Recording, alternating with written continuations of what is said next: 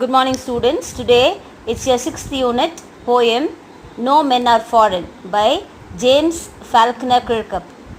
He is an English poet, translator and travel writer. He started writing poem when he was very young, a 6-year-old boy. He started to write simple verse and rhymes. And his first book of poetry was The Drowned Sailor. It contained a collection of poems, and he has also published 6 volumes of autobiography and thousands of shorter pieces in journals and periodicals. And he is internationally acknowledged for his writing of IQ poems, a short poem, and he has won many awards. And this poem, No Men Are Foreign, he talks about the idea of universal brotherhood. The whole world is one. That is what the theme of the poem is. Now we'll see the poem. Remember, no men are strange, no countries foreign. Beneath all uniforms, a single body breathes like ours. The land our brothers walk upon is earth like this, in which we all shall lie. So the poet is reminding us, ஞாபகம் வச்சுக்கோ, know men R strange, எந்த மனுஷனும் Stranger கிடையாது. ஸ்ட்ரேஞ்சர்னா வேறு நாட்டுக்காரன், அந்நியன், அப்படி கிடையாது. All R same, நம்மளை மாதிரி அவனும் மனுஷன். நோ கண்ட்ரீஸ் ஃபாரின், கண்ட்ரீஸுங்கிறது ஃபாரின் கண்ட்ரினே கிடையாது. சைனா பார்டர், பாகிஸ்தான் பார்டர், அப்படின்னு நாமளாக தான் என்ன பண்ணிக்கிறோம், பார்டர்ஸ் பிரிச்சுக்கிறோம் ஒவ்வொரு கண்ட்ரியும். So all the countries in the world are the same. பார்டர்ஸே இல்லாமல் கண்ட்ரிஸ் எல்லாமே ஒன்று தான். ஃபாரின் கண்ட்ரினுங்கிறதே எதுவுமே இல்லை. Beneath all uniforms a single body breathes. யூனிஃபார்ம்ஸுங்கிறது இங்கே it doesn't mean only military uniform. Different countries வந்து டிஃப்ரெண்ட் மிலிட்ரி யூனிஃபார்ம்ஸ் போடுவாங்க. அது மட்டும் இல்லை, the dress code, casual dress, official. So எந்த மாதிரி ட்ரெஸ் இருந்தாலும், ட்ரெஸ் கோட் என்னவாக இருந்தாலும், உள்ளுக்குள்ளே இருக்கிற மனுஷன் ஒன்று தான், நம்மளை மாதிரி தான் அவனும் உயிர் வாழ்கிறான். So there is no difference. Dresses டிஃப்ரெண்ட்டாக இருக்கலாம், மனுஷங்க அதே தான். The land of brothers walk அப்பான். பிரதர்ஸுங்கிறது அடுத்த country, they are our brothers, அந்நியம் இல்லை. அவனும் நம்மளை மாதிரியே தான், தே லிவ் ஆன் எர்த், இந்த நிலத்தில் உயிர் வாழ்கிறாங்க. அதே மாதிரி நம்ம இறந்து போனால் என்ன பண்ணுவாங்க, தேல் பரியஸ், மண்ணில் புதைச்சிருவாங்க. அதே தான் அங்கேயும் நடக்குது. ஃபாரின் கண்ட்ரியாக இருந்தாலும் உயிர் வாழ்கிறது இந்த லேண்டில் தான், ஏர்த்தில் தான். செத்து போன பிறகு எங்கே தான் புதைக்கிறாங்க அவங்களையும், ஏர்த்தில் தான். So they are the same, there is no difference at all. They too, aware of sun and air and water, are fed by peaceful harvests, by wars long winter starved. Their hands are ours, and in their lines we read a labor not different from our own. So நம்மளை மாதிரியே தான் அவங்களுக்கும் sun தேவைப்படுது, sunlight, air breathe பண்ணுறதுக்கு, water to drink. இது மூணுமே சர்வைவலுக்கு ரொம்ப முக்கியம், வாழ்கிறதுக்கு. Air, water and sun. So நமக்கு எப்படி அது தேவையோ, நெசசிட்டியோ, அதே தான் அவங்களுக்கும் இருக்குது. They also enjoy the same sun, the same moon. அவங்களுக்கும் தனி மூன் கிடையாது, தனி சன் கிடையாது. So it is not at all different. And they are fed by peaceful ஹார்வெஸ்ட்னா, பீஸ்ஃபுல்னா அமைதியான காலத்தில், எங்கேயும் சண்டை இல்லை, எல்லா இடத்துலையும் அமைதியாக இருக்குங்க போது அங்கே அறுவடை காலம், ஹார்வெஸ்ட்டுங்கும் போது அறுவடை. அப்போ என்ன பண்ணுறாங்க, சந்தோஷமாக வயலெல்லாம் உழுது நிறைய நெல்லெல்லாம் விளைஞ்சி சந்தோஷமாக இருப்பாங்க. நம்ம எப்படி சந்தோஷமாக இருப்போமோ அதே மாதிரி தான் அவங்களும் சந்தோஷப்படுவாங்க ஹார்வெஸ்ட் டைமில். அதே சமயத்தில் வின்டர் சீசனில், குளிர்காலத்தில் வீடு இல்லாமல் இங்கே எத்தனை பேர் கஷ்டப்படுறாங்க, அதே மாதிரி அங்கேயும் கஷ்டப்படுறவங்க இருக்காங்க. வார் டைமில், போர்க்காலத்தில் எப்படி நம்ம கஷ்டப்படுவோமோ அதே மாதிரி தான் அவங்களுக்கும் அங்கே கஷ்டமாக இருக்கும். பஞ்சம் இங்கே எப்படி இருக்கும், அங்கேயும் தான் பஞ்சம். பட்டினி நம்ம எப்படி பட்டினியில் நிறைய பேர் சாகுறாங்களோ அங்கேயும் நிறைய பேர் பட்டினியில் சாவாங்க. அப்போ எல்லாமே ஒன்று தான். சந்தோஷப்படுற நேரத்தில் அவங்களும் சந்தோஷப்படுவாங்க, கஷ்டம் போது அவங்களுக்கும் கஷ்டம்தான். அந்த ஃபீலிங்ஸ் எல்லாம் டிஃப்ரெண்ட் கிடையாது. பீஸ்ஃபுல்லான நேரத்தில் சந்தோஷமாக இருப்பாங்க, அமைதியாக சந்தோஷமாக வாழ்க்கை என்ஜாய் பண்ணுவாங்க. கஷ்டம் வரும்போது, போர்க்காலத்துலேயும் சரி, பனிக்காலத்துலேயும் சரி, புயல் காலத்தில், அந்த மாதிரி சமயத்தில் கஷ்டங்கிறது அவங்களுக்கும் ஒன்று தான், டிஃப்ரெண்ட் இல்லை. தேர் ஹேண்ட்ஸ் ஆர் ஆஸ், அவங்கள மாதிரி தான் நமக்கும் கைகள் இருக்குது. எதுக்குன்னா உழைக்கிறதுக்காக. நம்ம எப்படி ஒர்க் பண்ணுறோமோ நம்மளோட லைவ்லிஹுட்டுக்காக, நம்ம நல்லா இருக்கணும், நிறைய சம்பாதிக்கணும், நல்ல வாழ்க்கை வாழணும், நம்ம எப்படி நினைக்கிறோமோ அதே மாதிரி தான் தே டு ஆல்சோ ஒர்க். லேபருங்கிறது work. They also work for their life. So இந்த காமன் லைஃப், அப்போ இந்த வாழ்க்கைங்கிறது எல்லாத்துக்கும் ஒன்று தான். Remember, they have eyes like as that wake or sleep and strength that can be won by love. In every land is common life that all can recognize and understand. So he is reminding us, அவங்களுக்கும் அவங்கங்கிறது யார்? Foreign கண்ட்ரியில் இருக்கிறவங்க. there is no foreign country at all. அங்கே இருக்கிற பீப்புளுக்கும் நம்மளை மாதிரியே தான் ice இருக்குது.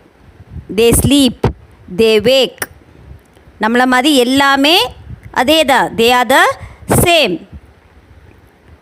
and strengthங்கிறது power, powerful people, powerful country, strong men. So இவங்களெல்லாம் நம்ம வின் பண்ணணும், ஜெயிக்கணும் அப்படின்னா it is not by war. சண்டை போடுறது மட்டும் ஒரு சொல்யூஷன் கிடையாது. we can win them by love, peace, understanding. அப்போது war is not the solution. Peace and love can win everything. It can overcome anything in this world. That is what the poet is stressing. அன்பால் எல்லாமே பண்ண முடியும். அன்பு இருந்து நம்ம என்ன பண்ண மாட்டோம்?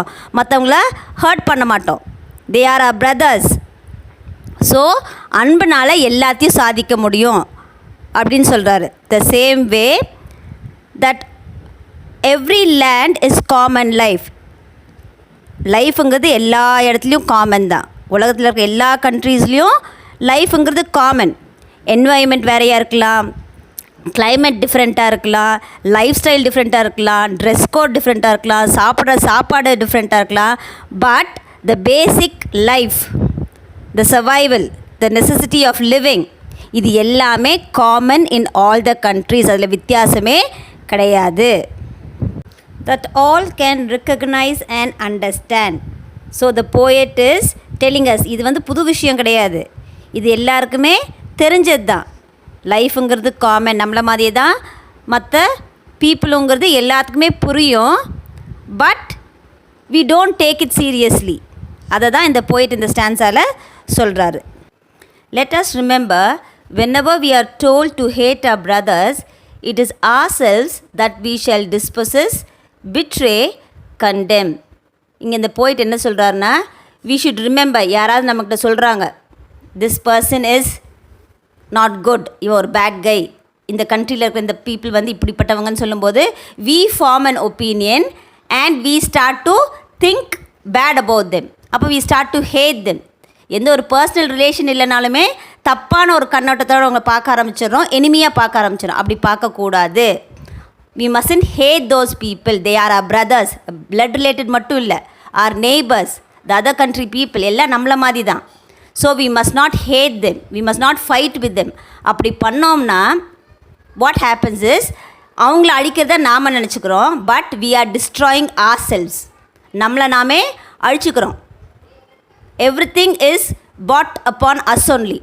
a very good example is when you point a finger at someone. ஒருத்தனை கை காமிச்சு நீ என்னமோ சொல்கிற, தப்பு சொல்கிற, நீ தான் பண்ண அப்படிங்கும்போது, so when a finger is pointed, அந்த இண்டெக்ஸ் ஃபிங்கர் மட்டும்தான் அவனை பார்த்துருக்கு, மற்ற 3 ஃபிங்கர்ஸும் யாரை பார்த்துருக்கு? உன்னை பார்த்துருக்கு. So it is affecting you. நீ அவனை அழிக்கணும்னு நினச்சின்னா அழிய போகிறது யார்? நீ தான். So that is the end result. அதனால் don't treat anybody as enemy. தேவையில்லாமல் யார் மேலேயும் வெறுப்பு வைக்கக்கூடாது. தே ஆர் ஆல் ஆர் பிரதர்ஸுங்கிறது தான் இந்த stanza. Remember, we who take arms against each other, it is the human earth that we defile. Our hells of fire and dust outrage the innocence of air that is everywhere our own. Remember, no men are foreign and no countries strange. So இந்த poet முடிக்கும்போது என்ன சொல்கிறாரு? war is wrong. Violence தேவையில்லை. நம்ம இந்த earthல என்ன பண்ணணும்? பீஸ்ஃபுல்லாக இருக்கணும். பிகாஸ் ஆஃப் வார், வார்னால் நம்ம என்ன பண்ணுறோம்? earth டிஸ்ட்ராய் பண்ணுறோம், பொல்யூட் பண்ணுறோம். The weapons we use, smoke, அப்புறம் dead bodies, everything is killing mother earth. கொஞ்சம் கொஞ்சமாக earth destroy பண்ணுது. அப்போ earth destroy ஆகும்போது automatically human beings we will be destroyed. So we have to remember we mustn't pollute earth. இந்த வார்னால are hells of fire, the fire from the weapons, fire from the destructions, இதெல்லாம் எப்படி இருக்கா? ஹெல் மாதிரி இருக்கா, நரகம் மாதிரி. உயிரோடு இருக்கும்போது நம்ம எதை அனுபவிக்கிறோம்? நரகத்தை அனுபவிக்கிறோம். எதனால்? வார்னால. Dust outrage the innocence of air, purity. நம்ம என்ன பண்ணிடுறோம்? காற்றை இம்பியூர் பண்ணிடுறோம். காற்று இம்பியூர் ஆச்சுன்னா வி ஆர் த சஃபரர்ஸ். நிறைய டிசீஸ் அதனால தான் வர்றது. So whatever happens who is being affected? நாம தான். அதனால் he is saying there should be no war at all. கண்ட்ரியோட இன்னொரு கண்ட்ரி போருங்கிறது அவசியம் இல்லை. You can win people by love. சண்டை தேவையில்லை. It is not the right way to solve a problem. You should understand one another, respect one another. Love can win everything. அதனால் there is no need for war அப்படின்னு அந்த last பேராகிராஃபை முடிச்சுட்டு கடைசியாக he is reminding us, remember no men are foreign and no countries strange. So இந்த உலகம் எல்லாமே is one. கண்ட்ரீஸுங்கிறது பார்டர்ஸால் நாமளாக பிரிச்சுக்கிறது தான். அதனால் ஃபாரின் கண்ட்ரின்னு எதுவுமே கிடையாது. உலகத்தில் இருக்கிற எல்லா மனுஷனும் ஒன்று தான். நம்ம எப்படி ஃபீல் பண்ணுறோமோ, சந்தோஷம் வந்தால் சிரிக்கிறோம், பாட்டு பாடுறோம். அதே மாதிரி when we are sad we cry, வலினா அழறோம். அதே மாதிரி தான் மற்றவங்களுக்கும், ஃபாரினர்ஸ்க்கும் அதே தான். they don't react differently. வலினா அவங்க அழதான் செய்கிறாங்க, சந்தோஷம்னா they laugh and enjoy. so everyone are the same. லைஃபுங்கிறது இங்கே எல்லாமே ஒன்று தான். we are all the same. so there should be no difference. only with universal brotherhood this earth will be a happy place to live. அப்போது நம்ம என்ன பண்ணணும்னா, இப்போ இருக்கிற generation you should remember universal brotherhood is the need of the hour. war is not necessary. இப்போ nuclear weapons technology வளர வளர everything is growing. அது எல்லாமே எதுக்கு தான் யூஸ் பண்ணணும்? For the betterment of human beings. If this is remembered earth will be a peaceful place to live. அப்படிங்கிறது இந்த போயமோட theme. and that should be remembered by you all.